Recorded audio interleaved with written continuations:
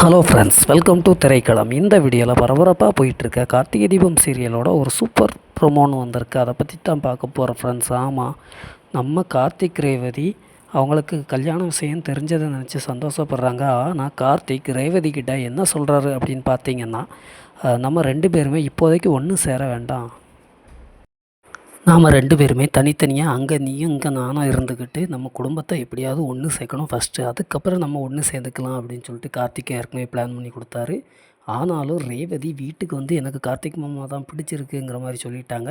அதுக்கப்புறம் கார்த்திக் சொன்ன ஐடியாவை வச்சு, இல்லை கார்த்திக் எனக்கு பிடிக்கல, அவர் எனக்கு மாமா பற்றி பேசாதன்னு ரோஹினிட்ட பேசினோடனே இங்கே சாமுண்டீஸ்வரி இதை வச்சே நான் அவங்கள பிரிச்சிருவேன்னு ஜன்னல் வழியாக ஒட்டு கேட்டு சந்தோஷப்படுறாங்க. கார்த்திக் ரேவதியோட பிளானே என்னன்னா, சாமுண்டீஸ்வரியை ஏமாற்றி எப்படியாவது கோயில் கும்பாபிஷேகத்தை நடத்தி 2 பேரும் ஒன்று சேரணும், 2 குடும்பமும் ஒன்று சேரணுங்கிறது தான்.